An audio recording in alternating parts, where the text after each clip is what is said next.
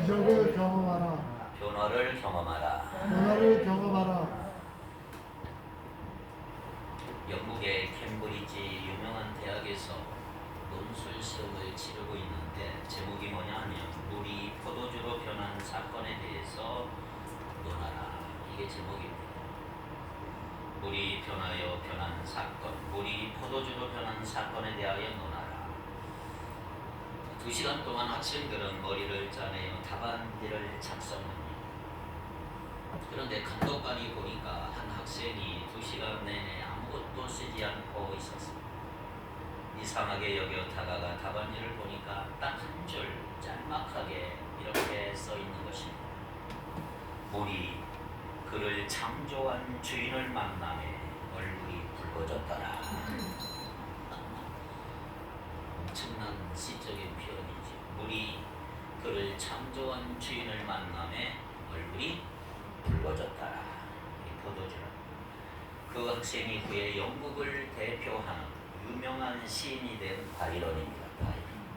싹수가 보인 거지. 바이런 유명한 시가 됐어. 유명한 시인이 됐어.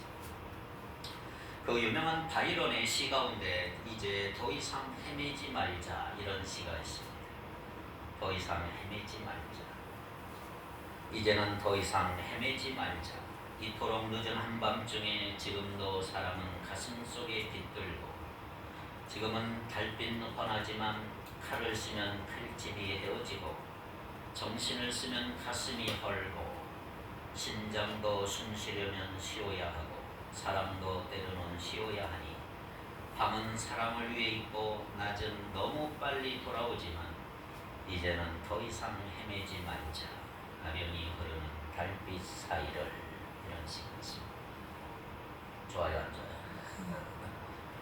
여러분 우리 더 이상 헤매지 말고 우리는 변화를 체험할 수 있기를 축복합니다. 네. 여러분은 예수 그리스도를 만나 어떤 변화를 체험하셨나요?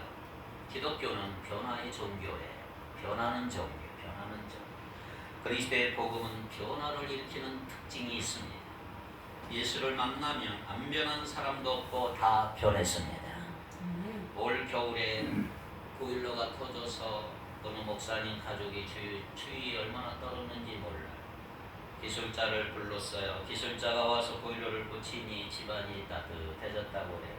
너무 오래된 집안이기 때문에 곧 터지면 이제 만질 길이 없어요. 그런데 보일러 기술 한 사람만 다녀가도 집안에 이렇게 변화가 일어나더라 고백합니다. 하물며 여러분 부활이요 생명이신 예수님을 믿는데 내가 아무런 변화가 없다면 그것이야말로 기적 아닙니다. 예수를 만나면 반드시 놀라운 변화의 기적을 체험하게 될 줄 믿습니다. 우리가 성경을 읽으면 기적이 일어난 사건에 대한 기록이 아주 많습니다. 구약시대에도 기적이 많이 일어났지만 신약시대에 특별히 예수님께서 행하신 기적이 굉장히 많습니다. 만약에 성경에서 기적이 일어난 기록을 빼버린다면 그건 성경이라고 할 수가 없어요. 그만큼 기적의 이야기, 변화의 이야기죠. 우리가 예수님의 생애를 보면 예수님의 생애와 기적이 많이 연관이 되어 있는 거예요. 예수님의 메시지와 기적은 연결이 되어 있습니다. 예수님이 행하신 기적이 메시지가 되고 예수님이 전하신 그 메시지 속에 기적이 숨겨져 있는 거죠. 그래서 예수님께서는 공생이를 싸가시며 광야에서 40일 동안 금식하셨어요. 그 금식하신 후에 마귀가 어떻게 알고 예수님을 찾아와 시험합니다. 예수님께 이렇게 물어요. 마태복음 4장 3절에 보니까 내가 만일 하나님의 아들이거든 명하여 이 돌들로 떡덩이가 되게 하라. 자, 이 말은 무슨 말이냐면 능력을 드러내고 기적을 행하라 이 말이에요. 마귀는 예수님이 기적을 행하실 수 있는 분이라는 걸 알았어요. 그런데 예수님께서는 그때 기적을 행하지 않으셨어요. 여러분 예수님이 기적을 행하실 때에는 그 기적을 행하는 이유와 목적이 분명히 존재하는 거예요. 우리는 자연법칙에 순응하며 살지 않습니까? 그런데 초자연적인 기적이 날마다 매일같이 일어난다면 하나님께서 만드신 창조 세계의 질서가 깨어질 거란 말이에요. 그런데 여러분들 기억하실 것은 뭐냐 하면 기적을 행하실 때에는 기적을 행하시는 목적과 이유가 있다는 거죠. 자, 오늘 본문에 보면 가나의 혼인잔치집에서 예수님께서 행하신 기적, 예수님께서 행하신 첫 번째 기적이에요. 첫 번째 기적. 그런데 이 사건을 기적이라고 말하지 않고 표적이라고 말합니다. 표적. 표적이 뭐냐면 이 사건을 통해서 하나님께서 우리에게 전하시고자 하는 메시지가 있다. 메시지. 이게 표적이에요. 표적. 자, 2장 3절을 같이 한번 읽어볼까요? 요한복음 2장 3절 시작.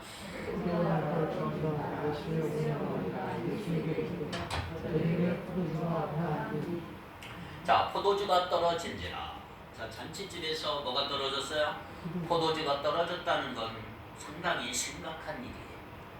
잔치집에서 음식이 부족한 정도가 아니고 유대인의 문화적 배경으로 보면 포도주는 그 잔치의 핵심입니다. 핵심. 그렇다면 잔치집에서 포도주가 떨어졌다 이 말은 뭘 의미합니까? 잔치를 더 이상 진행할 수 없는 어떤 결정적인 결함이 생겼다 이 말이에요. 다른 거 부족해도 문제되지 않아요. 그러나 포도주는 잔치에서 기본 중의 기본. 그거 없으면 안 돼요. 결혼식 혼주는 손님이 얼마나 올 것인가를 생각하고 미리 계획하고 준비했을 거예요. 그런데 포도주가 떨어지고 막. 자, 우리가 일상에서 쉽게 얼마든지 경험할 수 있는 이야기지요. 여러분 결혼을 준비할 때 가장 신경 쓰는 게 뭐냐 하면 제가 한번 해보니까 음식이 몇 명이 올 것인가, 도대체 하객이 몇 명이나 올 것인가, 아는 사람 리스트를 뽑아도 도무지 감이 안 오는 거. 몇 명이 올 것인가 정확한 숫자는 모르지만 대충 몇 명이 올 것인가. 그래서 식사는 몇 인분으로 할 것인가 나름대로 충분히 준비하지. 만약에 사태를 준비해서 여분도 준비하죠.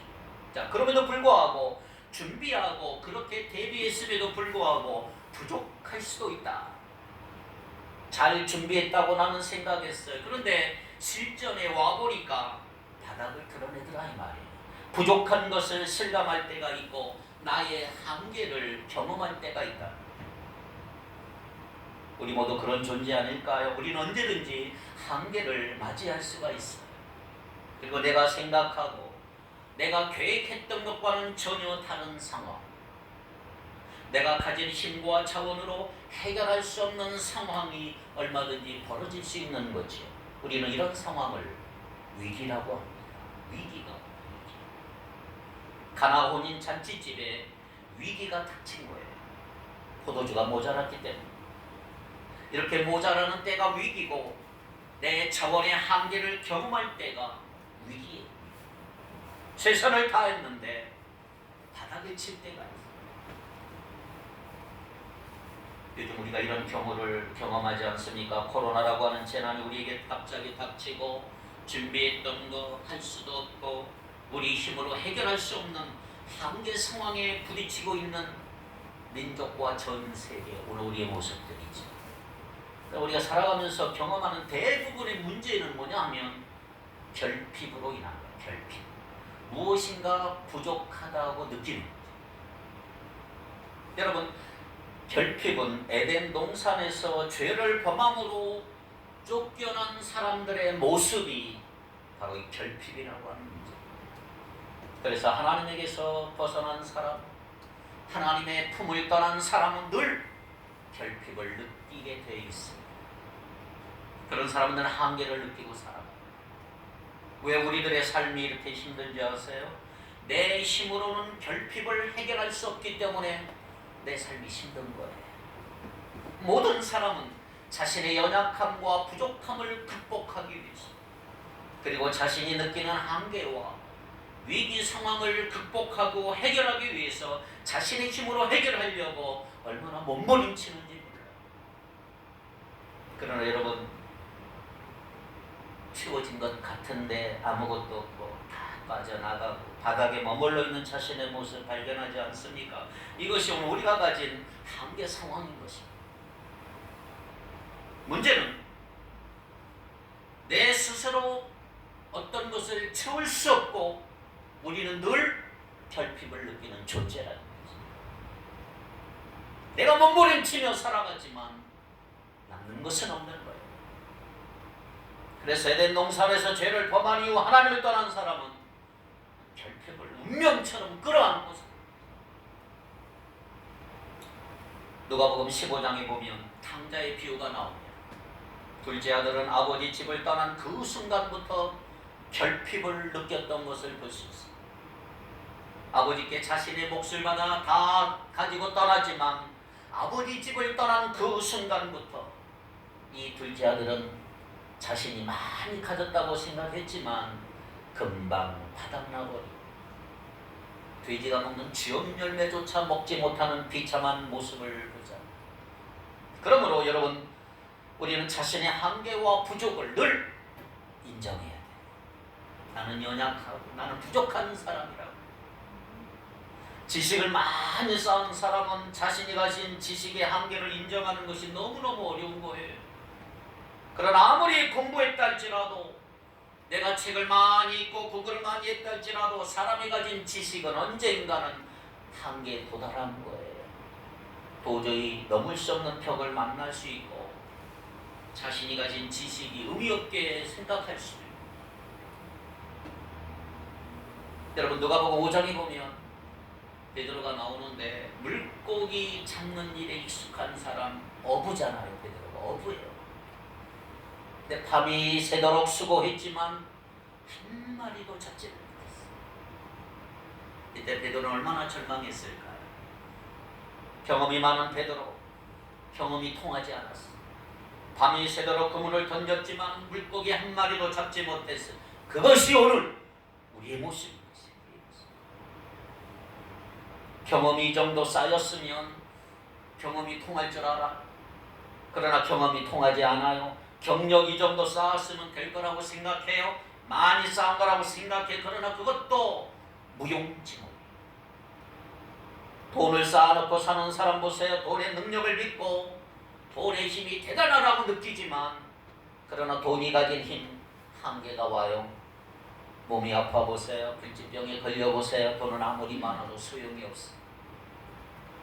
오늘날 사람들은 자신의 결핍과 연약함과 한계를 감추려고 자신을 포장하고 아무런 문제없는 것처럼 살아가지만, 자신의 가정은 고를 대로 골았지만 기도 제목 말하라고 하면 아무 문제가 없다고 말하고, 병든 자존심 때문에 내 결핍 인정하지 않고 약함을 인정하지 않는 그런 사람들이 너무 많이 있습니다. 근데 여러분, 연약함, 결핍은 부족한 게 아니에요. 부끄러운 게 아니에요. 감출 게 아니에요. 결핍은 인간이 경험하는 현실이고요. 인간은 결핍을 경험할 수밖에 없는 거예요. 자신의 실체, 내 자신의 상황의 모습, 자신의 한계를 정확하게 인정하고 문제를 인정할 때 해답이 있는 거죠. 자, 오늘 본문에 보세요. 여기서 가장 돋보이는 사람이 누구예요? 예수님의 어머니 마리아예요. 포도주가 떨어지자 마리아는 누구에게 갔어요? 제일 먼저 예수님에게 가요. 자, 2장 3절을 볼까요? 시작. 예수의 어머니가 예수에게 이르되 저들에게 뭐가 없다? 예, 포도주가 없다고 한 건 마리아가 알았어요. 자기 집도 아닌데 탁 깨달았어. 자, 오늘 본문에 예수님은 혼인잔치에 초대받은 손님이에요. 근데 혼인잔치 집에 이렇게 포도주가 떨어졌다는 말은 초대받지 못한 손님들이 많이 왔다는 거예요. 예상치 못한 손님이 많이 왔기 때문에 어쨌든 떨어진 거예요. 자, 마리아로부터 포도주가 떨어졌다는 소식을 들은 예수님의 반응을 볼까요? 어떻습니까? 2장 4절 시작.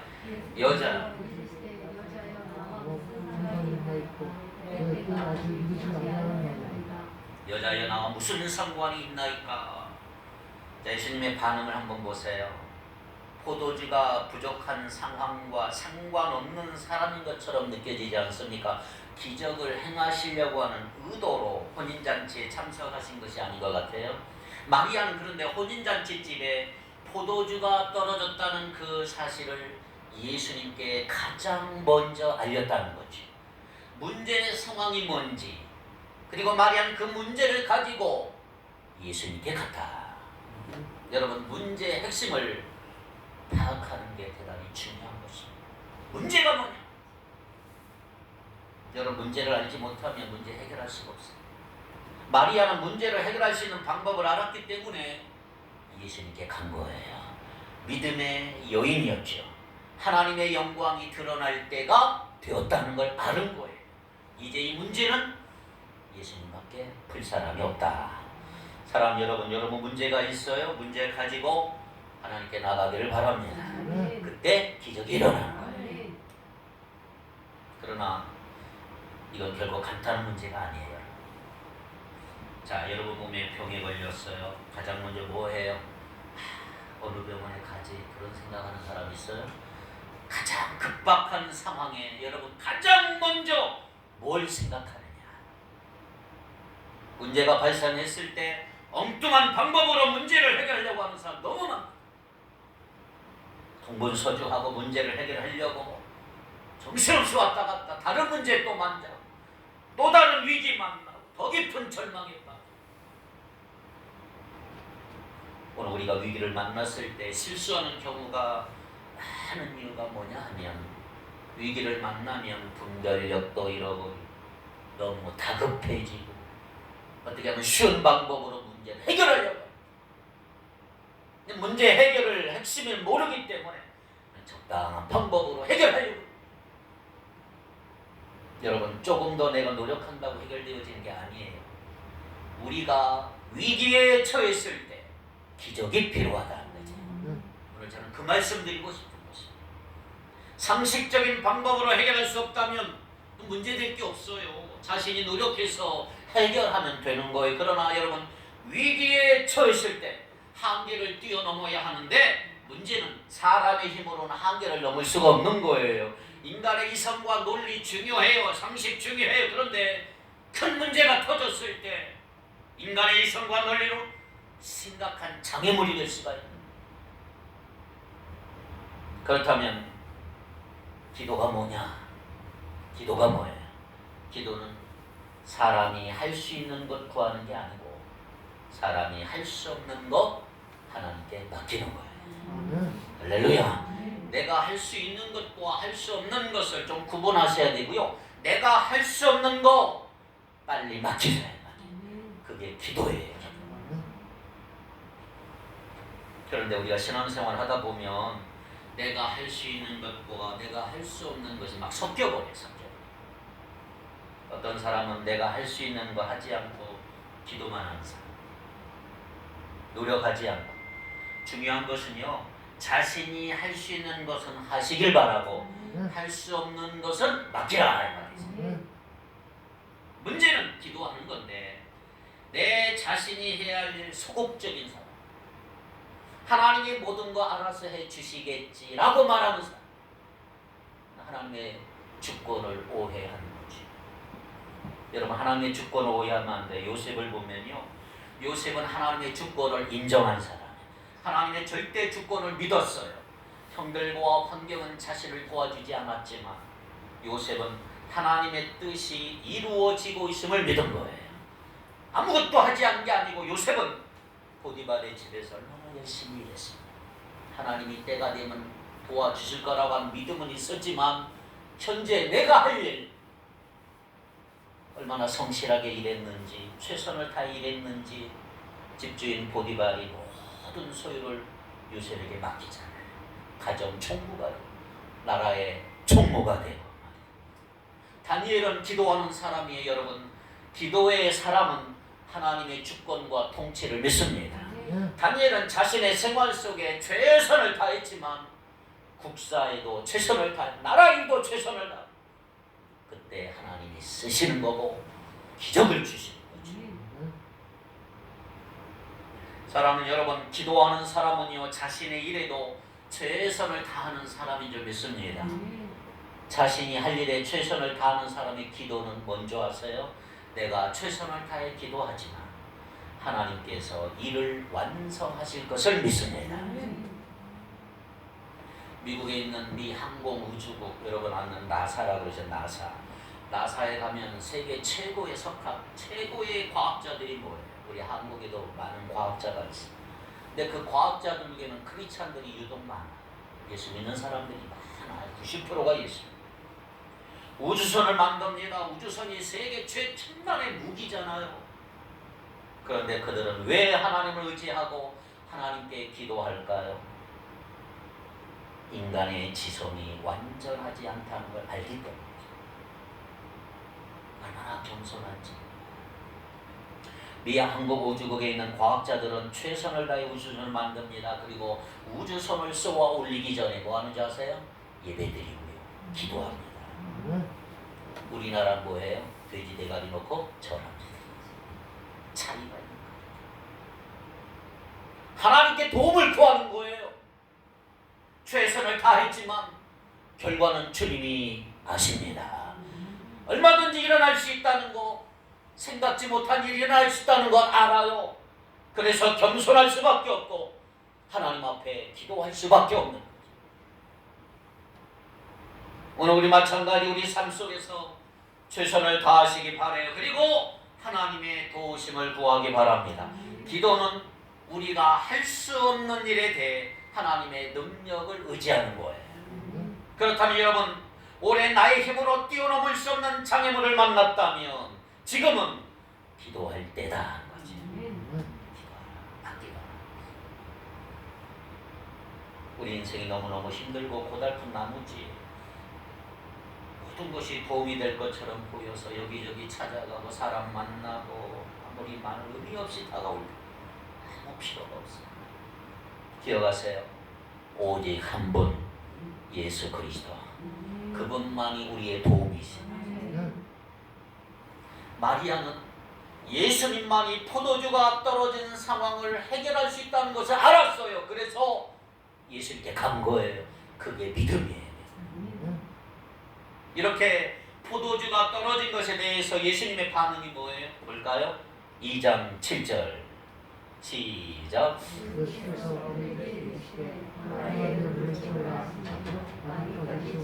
항아리에 물을 채우라. 항아리에 물을 충만하게 채웠어요. 여러분 여기 채우라는 말을 주목하세요. 항아리에 물을 채우라 말씀하신 것과 포도주가 떨어졌다, 이 상황이 지금 비교되는, 대조가 되는. 포도주가 떨어진 것이 인간의 한계고요. 항아리에 물을 채우는 것, 충만은 하나님의 존재 방식이에요. 사람은 늘 부족함으로 허덕이지만 하나님은 늘 충만하시다. 하나님은 충만 그 자체이시다. 그래서 하나님께만 사용할 수 있는 단어가 충만이에요. 늘 충만. 그래서 늘 부족한 사람, 부족함이 일상인 사람이 충만 그 자체이신 하나님을 만나면 달라지는 거예요. 하나님의 나라에는 결핍이 없습니다. 모든 것이 넘쳐 흐르게 될 줄 믿습니다. 그래서 우리가 성경에 보니까 예수님께서 기적을 행하신 장면에는 늘 충만함. 누가복음 5장 6절 7절을 볼까요? 누가복음 5장 6절 7절을 보니까 예수님의 말씀에 의지하여 베드로는 한 마리도 고기를 못 잡았지만 이제 예수님 말씀에 의지하여 순종하여 그물을 내렸어요. 6절 7절 시작. 고기를 잡은 것이 심히 많아 그물이 찢어집니다. 이에 다른 배에 있는 동물들이 힘쓰여 구원하여 하니 그들이 와서 두 배 채움에 잠기게 되었더라. 이게 충만이에요. 충만. 그물이 찢어지는지라 배 채움에 충만이라. 예수님을 만난 베드로는 충만함을 경험한 거예요. 예수를 만나면 해결되는 거예요. 오병이의 기적을 통해 수많은 사람을 먹이고도 12바구니가 남았어요. 이게 채워짐이요, 이게 충만함이에요. 그래서 기적을 통해 예수님은 하나님의 속성을 그대로 드러내셨고 하나님이 어떤 분인가를 알게 하셨다는 거죠. 그렇습니다. 결핍은 하나님만이 해결할 수가 있는 거예요. 아멘. 사람의 힘으로 채우려고 하면 오히려 절망을 경험하지만 하나님께서 채워주실 때 우리의 결핍은 해결될 줄 믿습니다. 시편 23편 1절 지난주에 봤죠. 여호와는 나의 목자시니 내게 부족함이 없으리로다. 23편 5절에 보니까 주께서 내 원수의 목전에서 내게 상을 차려주시고 기름을 내 머리에 부으셨으니 내 잔이 넘치나이다. 예수님으로 인해 충만함을 경험하기 바랍니다. 내게 부족함이 없고 내 잔이 넘치나이다. 충만은요, 꽉 채워진 상태, 꽉 채워진 상태. 결핍을 느낄 수 없는 상태. 하나님은 늘 충만하시잖아요. 오직 하나님으로만 충만할 수가 있는 하나님의 충만을 경험하는 오늘 우리 모두가 되기를 바랍니다. 옆 사람 인사합시다. 우리 하나님의 충만을 경험합시다. 올해 하나님의 충만을 경험하길 바랍니다. 요한복음 2장 7절 보니까 항아리에 물을 채우라. 여러분, 이 말은 어떤 말이냐 하면요, 그 당시 하나님을 믿는 사람들 유대주의 제도와 형식에 갇혀서 진정한 기쁨을 다 잃어버렸어. 율법 얼마나 딱딱해요. 막 기쁨이 없는 거예요. 억지로 하는 것 같고. 그런데 예수님이 오심으로 예수님을 통해서 지금 새로운 역사가 일어나고 있는 거예요. 그 당시 유대 땅은 포도주가 떨어지고 항아리가 바닥난 혼인 잔치집과 같다더라 이 말이에요. 하나님의 은혜가 더 이상 임하지도 않고 하나님의 계시가 임하지 다 끊어져 버리고 하나님의 음성이 더 이상 들리지 않는 그 척박한 유대 땅에 예수님이 오신 거예요. 포도주가 떨어짐으로 혼인잔치가 끝날 것 같았던 그 상황 속에 예수님이 찾아오신 거라 이 말이에요. 그렇습니다. 여러분, 예수님께서 잔치집의 기쁨을 회복시켜 주십니다. 웃음이 끊어질 수밖에 없는 우리 가정, 웃음이 다시 터져나오게 하는 기쁨을 회복시켜 주십니다. 올해 여러분의 가정이 웃음이 회복이 되고 기쁨이 회복이 되고 화목의 가정 축복합니다. 혼인집에 다른 거 다 풍성하게 있다 할지라도 포도주가 없다면 무슨 의미가 있을까요? 세상 사람들 가정의 집들 가보세요. 없는 것을 풍성해봐요. 모든 것 다 갖추고 얼마나 부유한지 몰라요. 그런데 예수 그리스도가 없는 그 가정 과연 의미가 있을까? 외형적으로 다 갖췄는데 내 몸속에 피가 없다면, 피가 부족하다면 내가 살 수 있을까? 왜? 피는 생명이에요. 예수님 없는 인생, 예수 결핍은 인생 전체의 결핍이다. 그래서 요한복음 10장 10절에 보니까 도둑이 오는 것은 도둑질하고 죽이고 멸망시키려는 것뿐이요 내가 온 것은 뭐예요? 양으로 생명을 얻게 하고 더 풍성히 얻게 하려는 것이라. 예수님이 오신 이유 생명을 얻게 하고 더 풍성히 얻게 하려는 것이라. 예수님의 생명이 내 안에 심겨졌기 때문이죠. 시냇가에 심은 나무가 철을 따라 열매를 맺는 것은 외부 상황에 전혀 흔들리지 않는 강력한 생명이 그 안에 있기 때문에. 그래서 예수님이 이렇게 말씀하신 거예요. 내가 온 것은 양으로 생명을 얻게 하고 더 풍성히 얻게 하려는 것이라. 풍성은요 꽉 채워져서 흔들림이 없는 상태, 부족함이 없는 상태. 그래서 예수님은 우리를 그리스도 안에서 부유하게 살게 하셨고 우리는 그리스도 안에서 부유한 사람이다. 이런 믿음이 여러분에게 있기를 바랍니다. 그러니까 우리 신앙생활하면서 믿음 생활하면서 늘 자신을 점검해야 돼요. 어떻게 내 안에 풍성하고 흘러넘치는가, 충만한가, 이거 확인하세요. 내가 예수 안에서 풍요로움을 누리고 있는가? 아직도 바닥을 빡빡 긁는 삶이 아니 끙끙 앓으며 겨우겨우 하고 살아가는 삶인가? 버티는가? 그게 아니고 예수 믿는 사람은 치고 나가야 되는 것입니다. 내가 예수 안에 흘러넘치는 풍요로움이 있는가? 그게 정상이죠.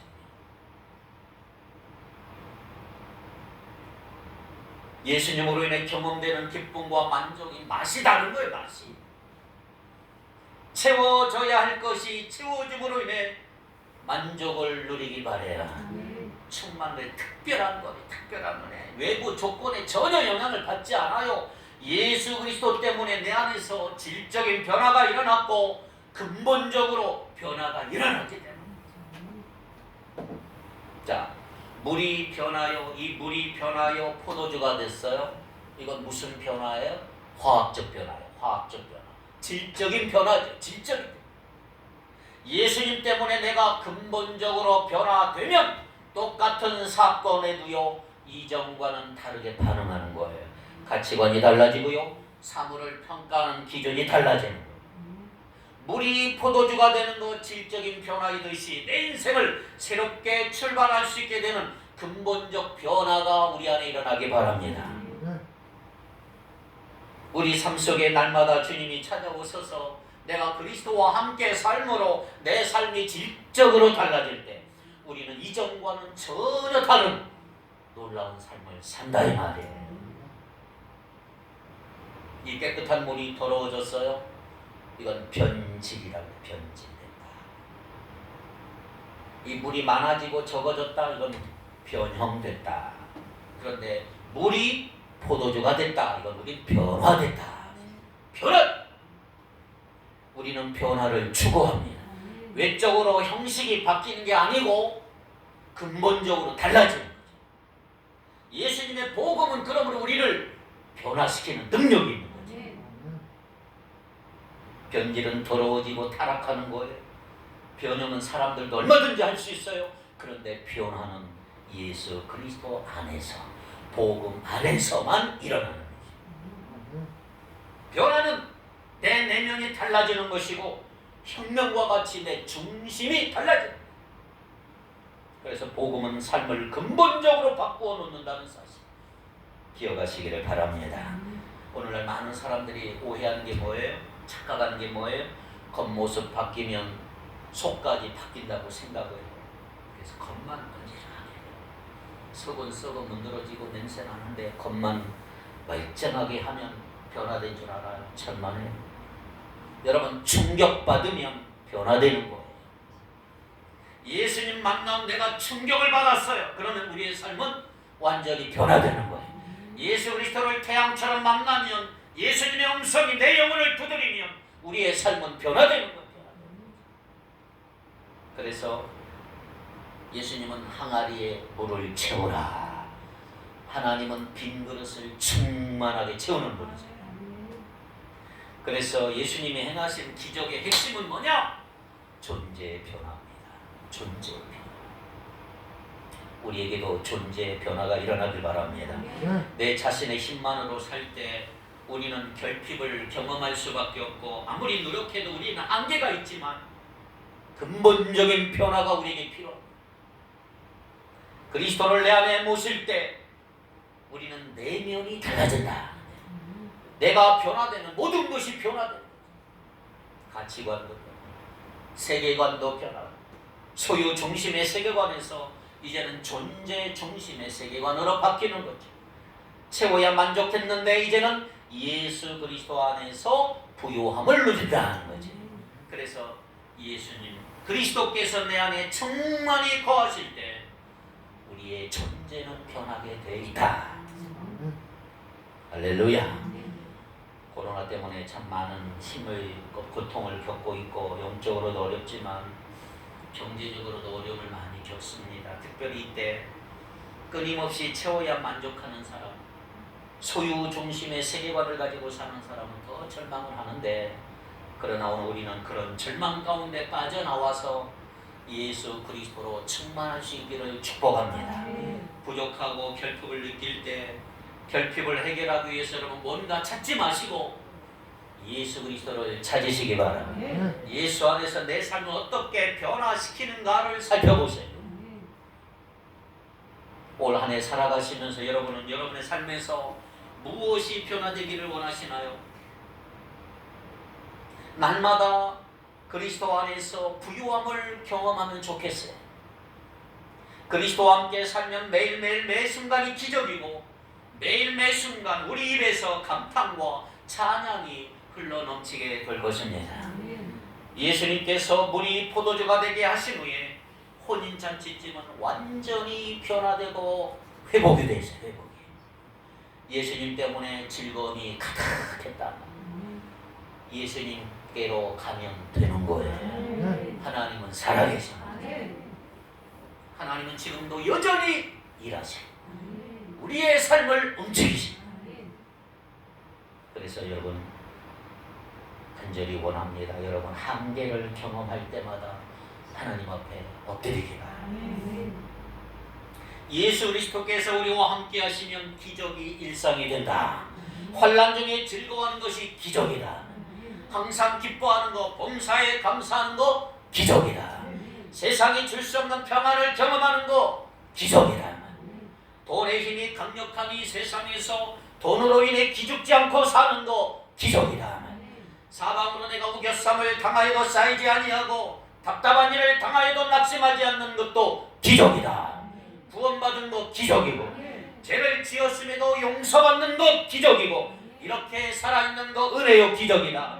예수 믿고 믿음의 눈으로 하나님을 바라볼 수 있는 것도 기적이다.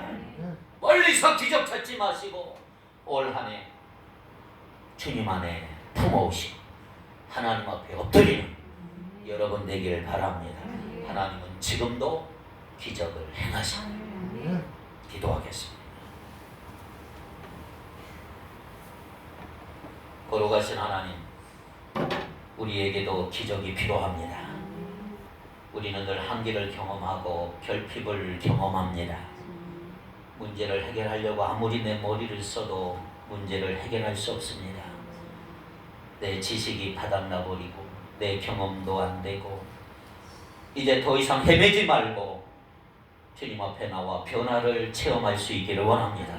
한계를 경험할 때마다 엎드리게 하시고 주님의 손길을 느끼며 살게 하여 주옵소서.